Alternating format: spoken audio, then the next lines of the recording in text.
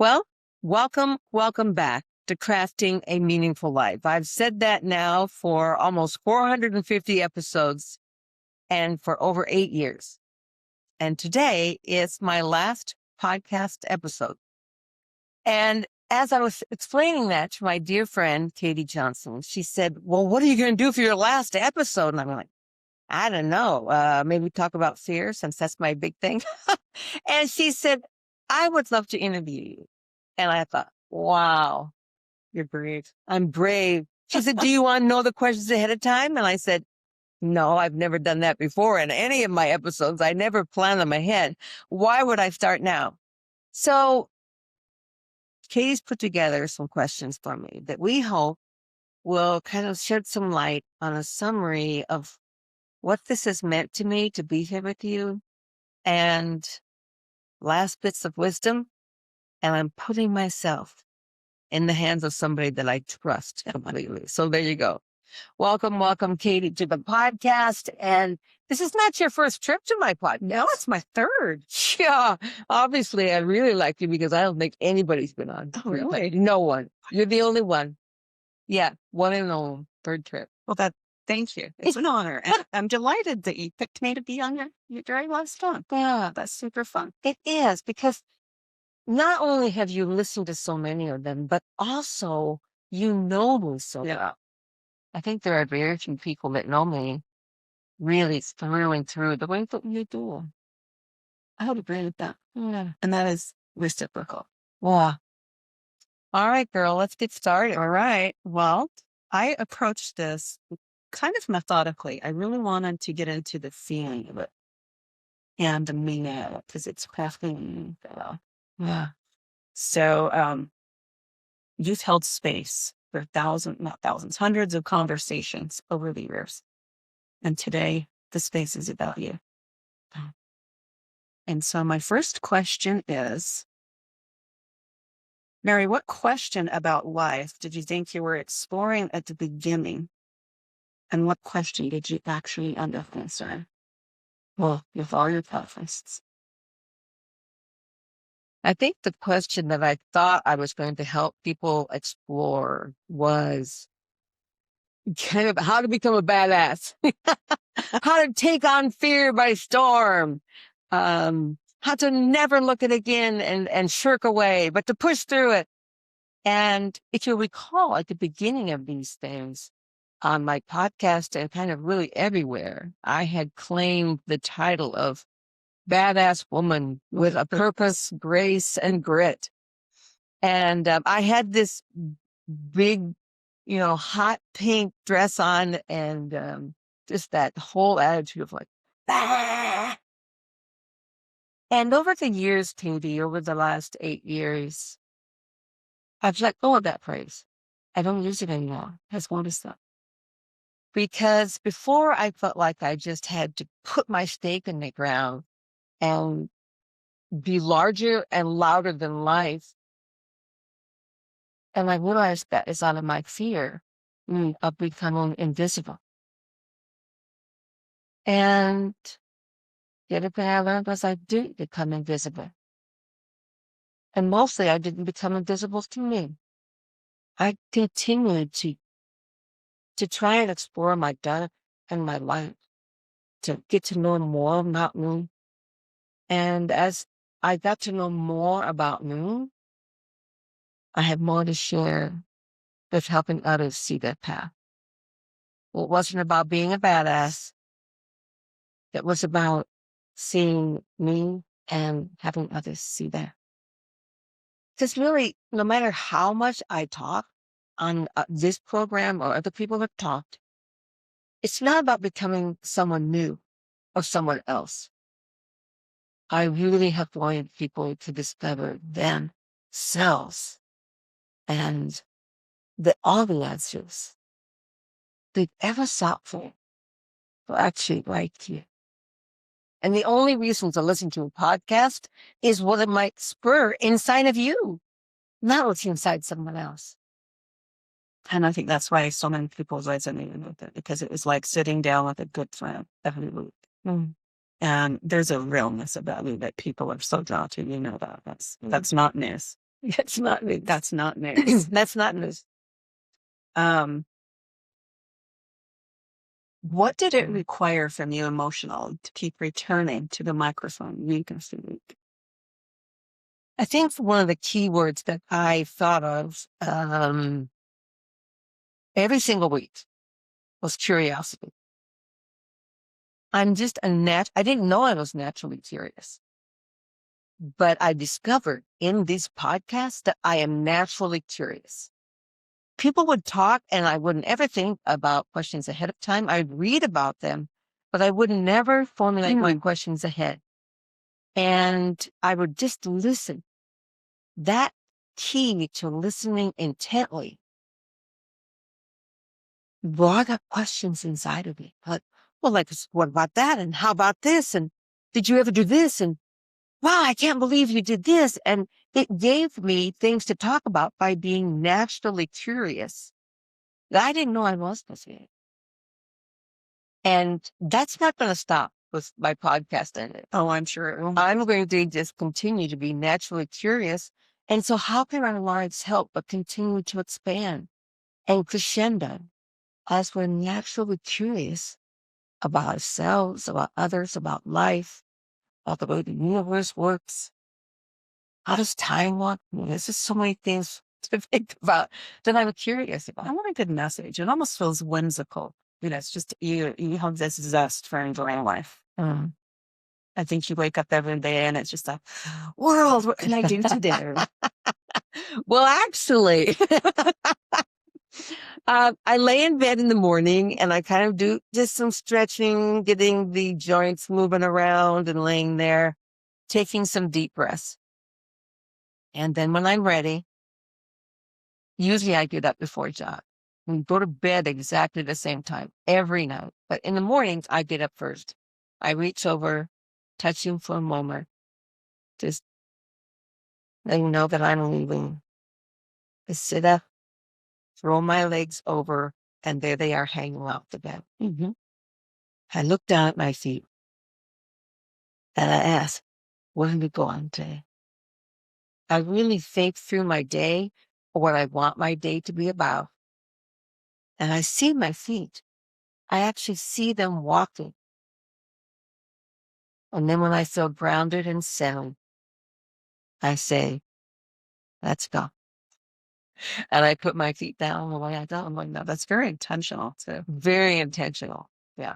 Don't wish you had done that your whole life, or have you done that? No, I haven't done it my whole life. I'm listening to you thinking, man, I wish I had done that. Yeah. I probably have been doing that about 5 years. Nice. And it really has set my intention. Katie, you and I both know that we love to meditate. And I love to do it in the morning. But our lives are such that not every single day there's that time. But this thing that I do in the bedroom in the morning on the edge of my bed takes about 30 seconds. Every one of us has 30 seconds to give to ourselves. And it just sets me on a path every single day. And throughout the day, even. If I look down at my feet, that all comes back to me. Oh, yeah, this is what we're doing. Sorry, I got a little off. Get back over here, Oh, I liked it. Okay, here's my next question. What did you learn about listening, not just speaking, over the years? Oh, that truly is the most important thing a podcaster can do. And that listening, I've loved this phrase. I've known it for a long time, but I've really taken it to heart, podcasting. That listening, genuine, authentic listening, is not simply waiting for your turn to talk. And in my beginning years of podcasting, I had a pen and a paper, and as people would talk, I would jot down what I was going to say, and then be able to say my piece. And it really kept me from hearing that. Interesting. And if I didn't worry about what I was going to say and simply listened, what I was going to say just naturally came out. I didn't need to worry about it or write it down. even across the screen when we are like on camera and I had a guest who is thousands of miles away. I've interviewed people who were in the middle of South Pacific, in Greece, in Dubai. The distance did not separate us if I was able to listen. And the thing I really learned, Katie, was that even that far away, they could steal me. They knew that I was hearing them. We all have that ability. Absolutely. It's not anything special that I have. It's just that I use it. And so no one has failed to use it. That's true. It's listening. You also are so good at feeling. For those of you who don't know Mary in person, um, if you're at a party or some social function, and a lot of people, when she focuses on you, she'll come right up. She'll put her hands on your arms and she'll look right in your eyes Sure. during your exchange. And a lot of people don't do that. And it's very heartfelt. It's very genuine. It's lovely. It's one of my favorite things about it. Crafting a meaningful life has been your tagline and your title. Yep. Haven't changed that. You have not changed it. Looking back, what did you once believe would bring meaning to your life that ultimately didn't? And what surprised you by meaning more than you ever imagined? Good question. Yeah. I'll share with you what came to my mind immediately. And that was when I first started. I did so through the lens of ambition. And in the beginning, I thought, well, I had a great career before. This career is going to be amazing. And so it's always felt like pushing. It always felt like, oh, I want to interview this person. Pushing. I want to make sure that I have this and pushing. And that's what you do when you focus on the lens of ambition. And it was about 6 months ago. Phoebe, I've been retired for 7 years, and only for the last 6 months have I set down a lens of ambition.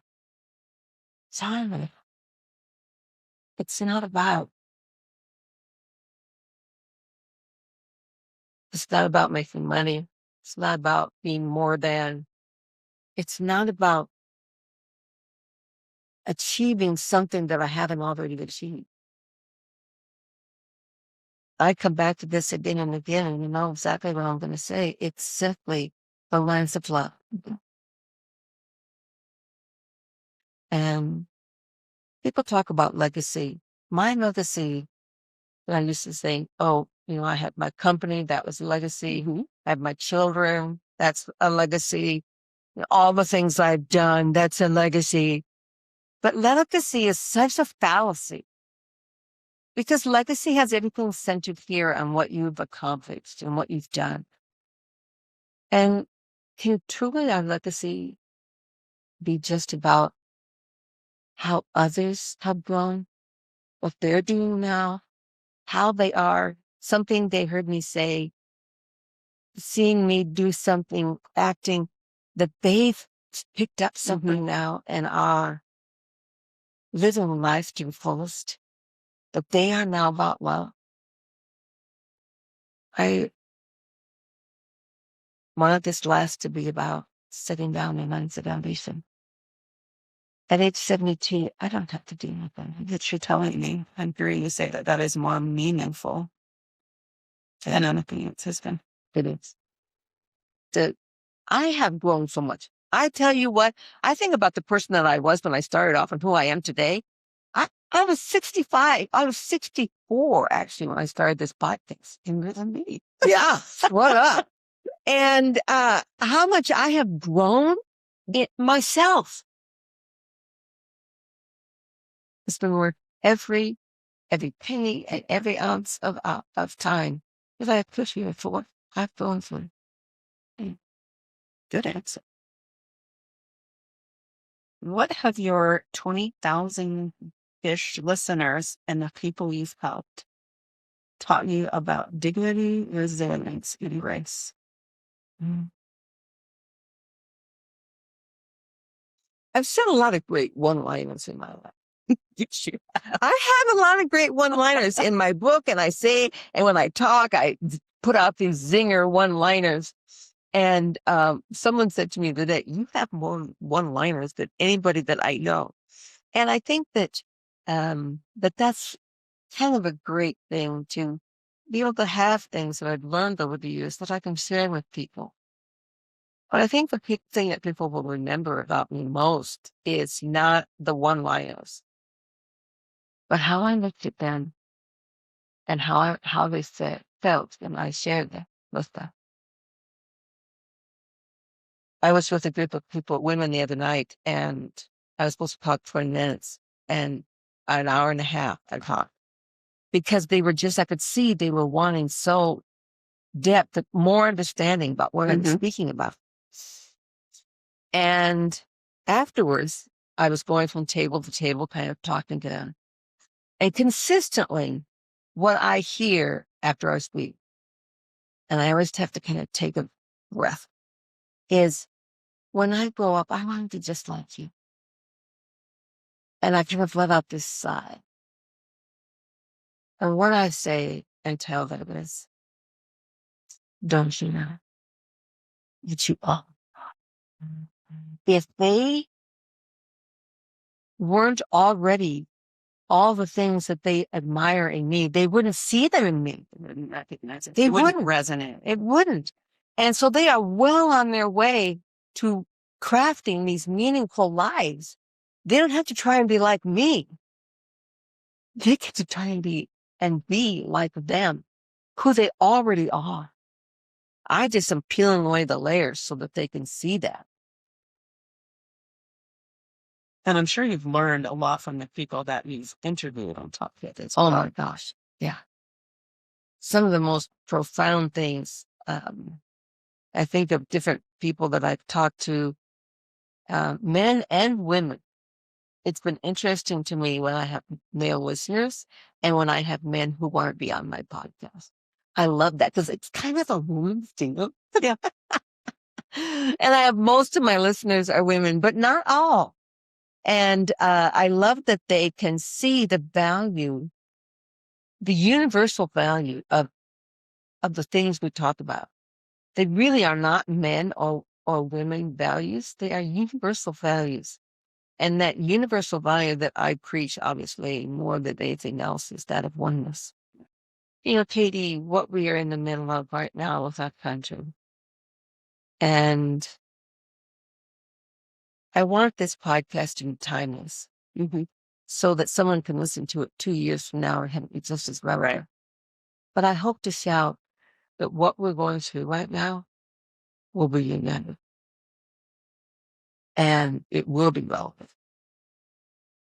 That when I say oneness, I don't mean sameness. I don't think we should be the same. If everyone were Mary Crafts, we probably all just slit our wrists and like, okay, be done. This is so much, too much, too much. But if we were all anything, I'm not talking about sameness. I'm talking about oneness, where I see another and I see me in them.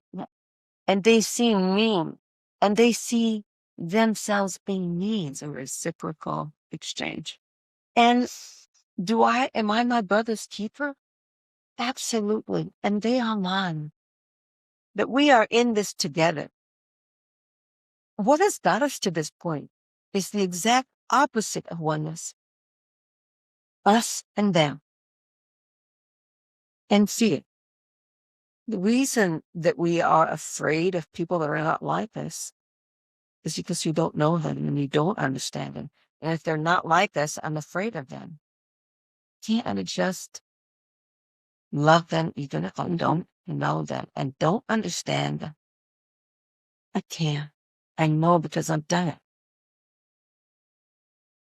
It's still the answer.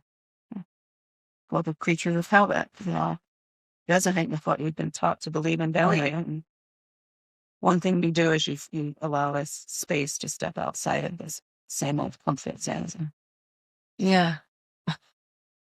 Very nice. I like it. You know, it's amazing to me that you came up with these big questions. You're like, wow, That's some depth. you are an interesting soul. Well, that's why we resonate in kind of. So one time, Katie and I went. This made me think about when we went to Machu Picchu together, and we went with a group of networking people, and both of us had been just divorced. Yeah, Newly divorced. yeah. And we went down, and it was the most spiritual thing going up to Machu Picchu. And we went with a group of people that we had known for a long time. A long time. Years. We weren't like newbies to them. We were like best friends with them. But suddenly, they didn't understand two women traveling together. And it was a couple's trip. Yeah, it was a couple's trip. Yeah. So everyone else was husband and wife, except for us. And by the end of that trip, I hope to shout, because they didn't understand two women traveling together and what would possibly be the bind that they would want to travel together. It became weird. We didn't care. Yeah. Are they sharing the same room? Do they share the same bed? We should have started them. Oh my gosh. We didn't need to start them. They started their own. They were happening. But we just flowed with it. It's like sometimes just to be little wicked people, we would sit next to each other and just and they'd be like, and we went on a couple trips, not just that one. we went to California, as well. We went to fed the beast. Yeah. But to disappoint them all in their gossip, we did both get married shortly after that. Well, not shortly, but yeah, we both got married within a year. Yeah. We did end up, we found the loves of our life. Yeah. That's been another thing to connect over to. Yeah. And I loved having women friends like you that we can just sit with and let it all out. Oh, yeah. Without fear. I think that's what we provide for each other, and in our circle of women, this safe place. Mm-hmm. Safe place. Or you can talk about hard things. Like if I ask you for feedback, I know it might come pretty hardcore. You're going to tell me exactly what. Don't ask for what you're not ready. Vice versa. And that's one of the biggest values. It is. Of that friendship. And we're not listening. Our husbands would not think we would. Okay, here's the next question. Okay. As an internationally awarded caterer with a love affair with food and its ritual consumption, what has been the recipe for success of this podcast? Are there recipe staples for your podcast? Yeah. Vulnerability is the number one ingredient.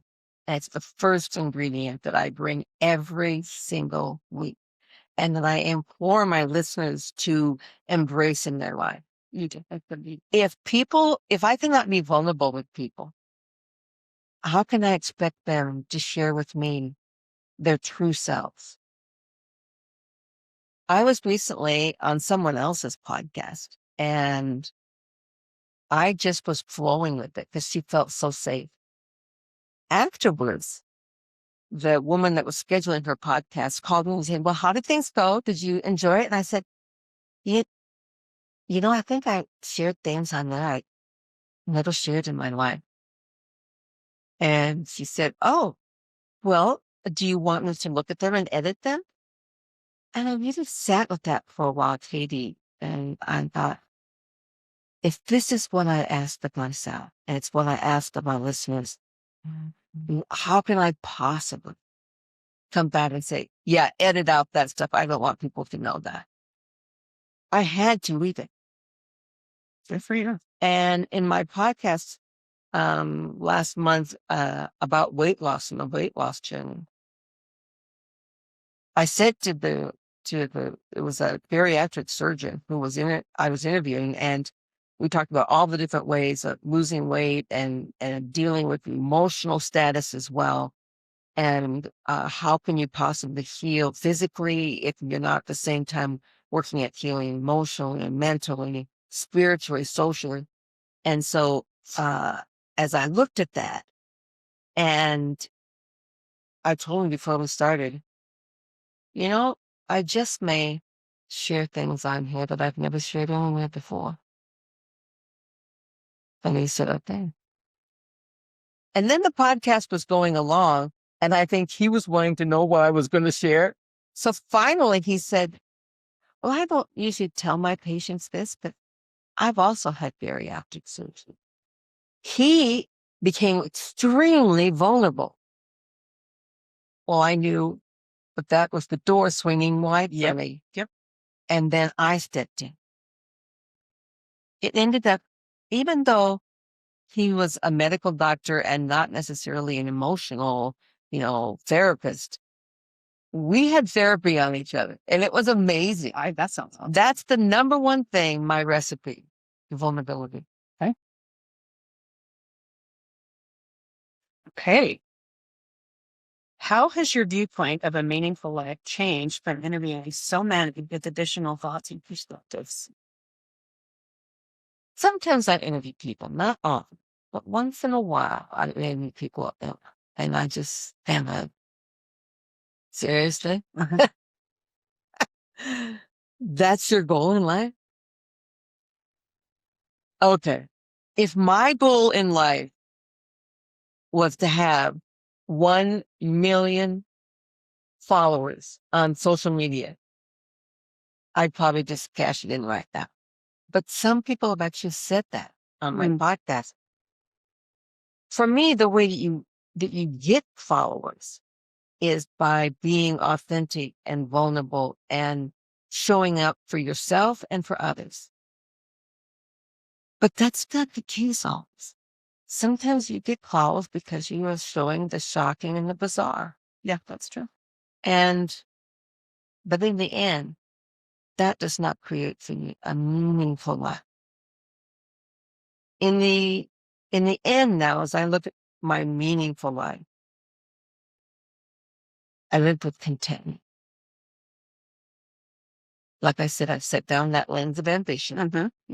I live with contentment in abundance and with myself. Do you know what it's like to not want for anything? You do know that. You're one of the few people that do know that. I have everything that I want. Now, do I still struggle? You betcha. Do I still think sometimes, oh, I would love to do this. I wonder if I'll have money for that. But those kind of things are just common everyday life things. But the things that matter in life, I have everything I need. Did I survive yesterday? I did. And it's been a journey. It's been a journey. You weren't just born like this rainbows and unicorns in your life. You've been through some stuff. I have been through some stuff, and gratitude for every single step. I think that key thing of gratitude, I've always been a grateful person, but just becoming more grateful all the time. That's how my life has been crafted in settling in to contentment. Like I said, I set down that lens of ambition. I'm hearing contentment, I'm hearing abundance, I'm hearing vulnerability, I'm hearing curiosity. Yeah. Those are my deals. I love it. I love it. Okay, as you end this podcast and this weekly conversation you have with your listeners, what does it look like to you to step back and trust, believing that your community can continue to grow and thrive without?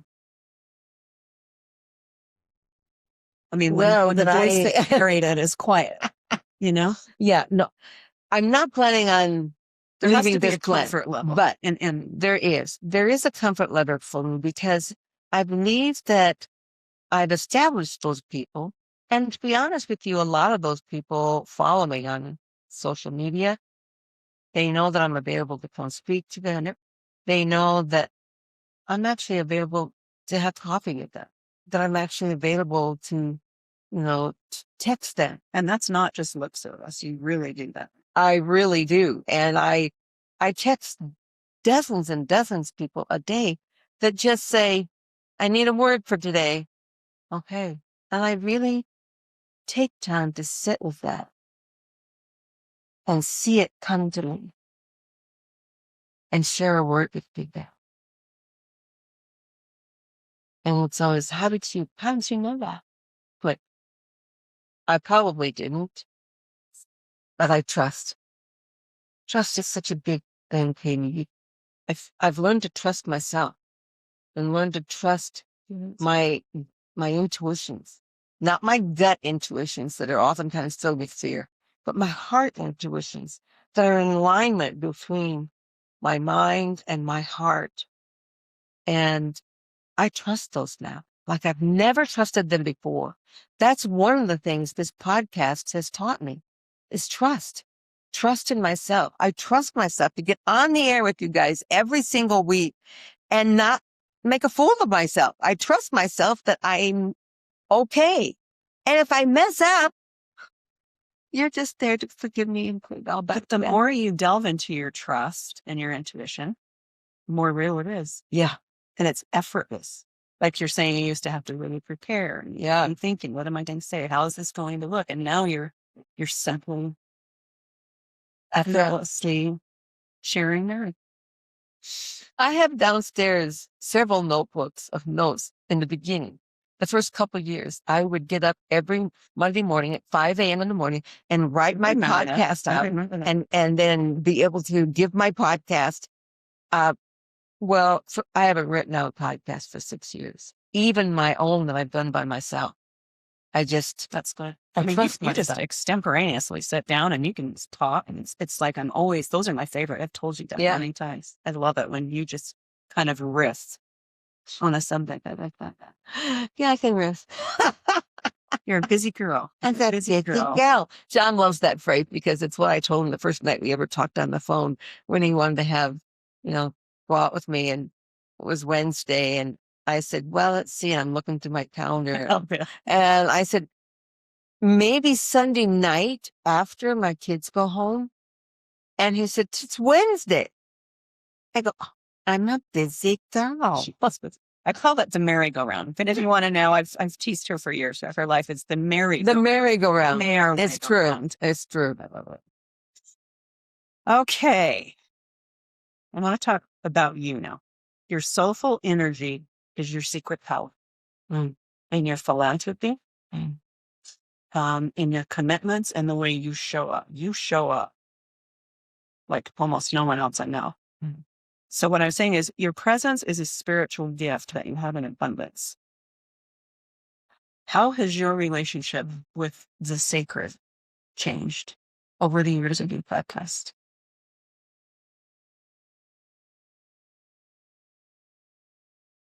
I told you it's going to go deep, honey. Yeah.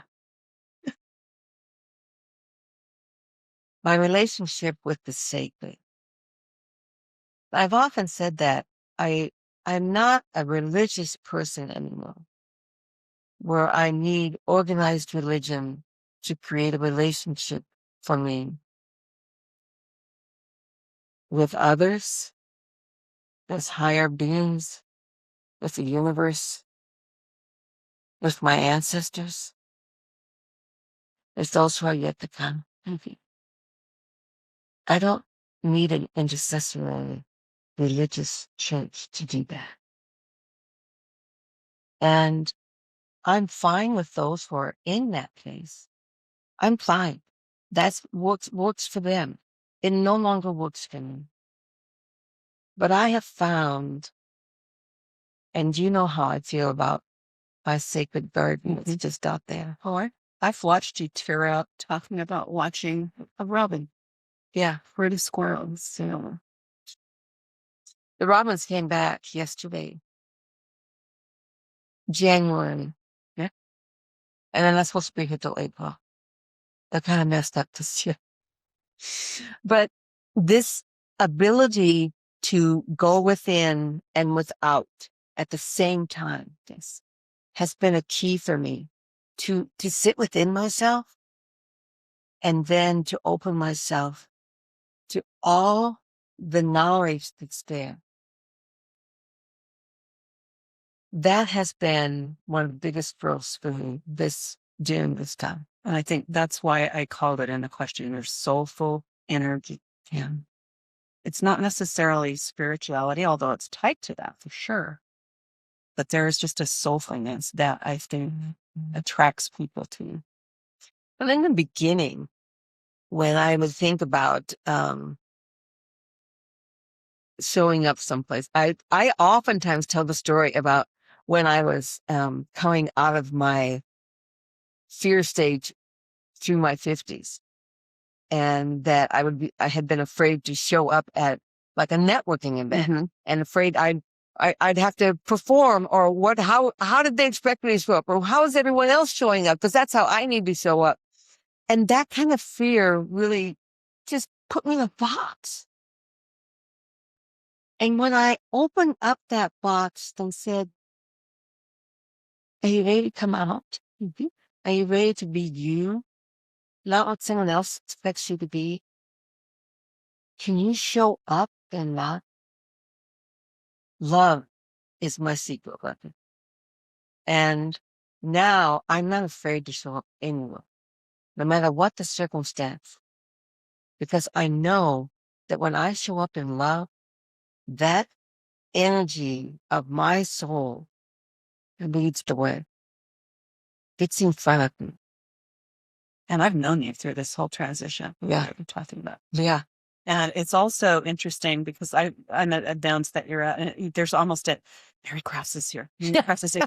But it's not a, oh wow, can we step in her glory? Yeah, Can we it's not bask in that it all? No, it's like everyone's friend has arrived. Yeah. I mean, it's really cool.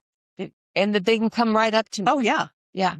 There's an accessibility. There is. I love that. I don't ever want to be. Sometimes I'll be someplace, I'll be walking through, and I will hear, I think that's Mary Crafts. Sometimes I'm prompted just to turn around and look. I find them every time I turn, and just smile. A pause for just a second to see what their intention is. And sometimes their intention is just to and I like, and sometimes their intention is to connect. Yeah. And so I walk to them as they walk to me. Or I'll hear them, Mary Crafts is here. She's one of my friends, And I listen to their exchange, and I'm thinking, oh, she's one of my best friends. That's crazy. But do you know, it's not because I'm famous, and it's not because I am wealthy, and it's not because I'm this hottie toddy. It's not because of any of those things.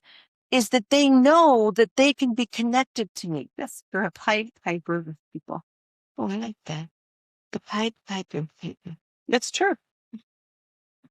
Okay. This is an ending the podcast. What is this ending asking of you personally? Yeah. To keep living in crescendo. Ooh, like that. It's like when I ended my career, just like when your children graduate from high school and leave the nest, just like when I divorced, just like when I left home at 18. All those things are endings, yes, but they're also the greatest of beginnings. I don't see myself ending anything, but rather growing into what's next. And I don't believe that it's over. For me, when I'm learning from this planet and when I'm offering this planet, I'm not ready to pass to the next sphere of existence. Sometimes when we travel, I travel with this sense of security. When we were in Ukraine and we could hear the bombs, and John said she would go down to the bomb shelter, and there was this sense inside it, and you don't need to go. I'm not finished here yet. And there are like this summer when I had this horrible, like last summer, this kidney infection. and they put me in the hospital because I had kidney stones and my whole kidney was backed up and inflamed. And they kept saying that phrase, my most favorite phrase of all, a woman at your age, this can be very serious. Stop saying that. Stop saying that. A woman my age. Stop it. But I wasn't afraid. Ever.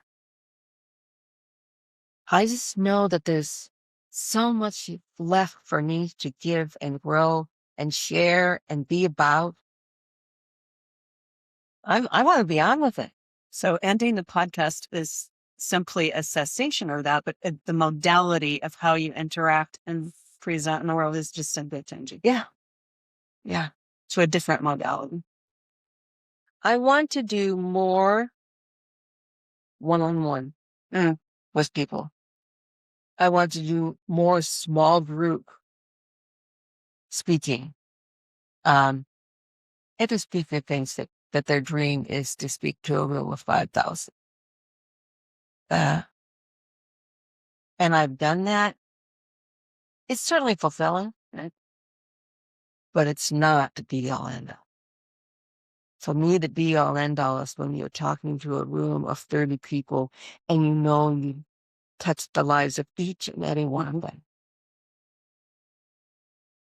That's what I'm going to be about now.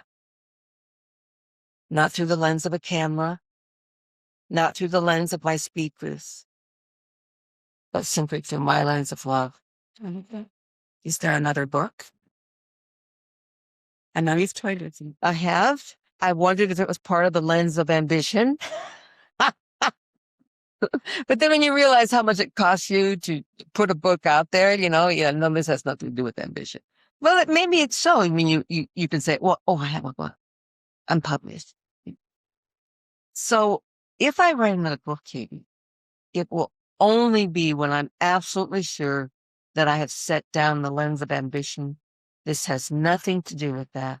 This has only to do with how I see that I can give a sense. The motivation will be different. It's just all the time. Yeah. Hey, well, speaking of love, this is my last question. Same. This podcast were a love letter. Who was it ultimately written to?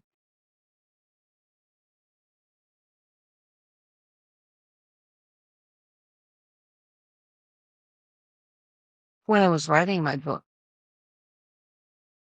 a publisher asked me, who is your audience? And naively, and don't ever answer this because it's the wrong answer. Naively, I said, to everyone. Why not? Everyone will want to read my book. There's wisdom for all. And so my first response to your thought is like, everyone. But in reality, when you said that, what brought tears to my eyes immediately was thinking, this podcast wasn't done for everyone. This podcast, all the money, all the years, all the time, all the commitment was done for the woman. It is a big hope.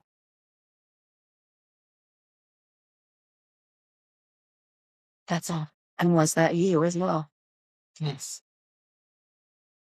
My home has always led my podcast. And the disappointing part may be to some that you're never here. But actually, that's the exciting part, because there's always a reason to get up in the morning.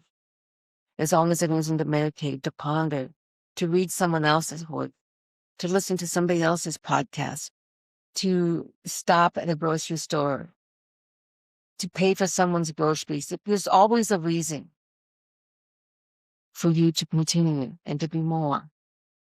And more is an interesting concept, so don't mistake it as striving because I feel lack. Wanting additional growth in my life comes out from a point of contentment first. Yeah.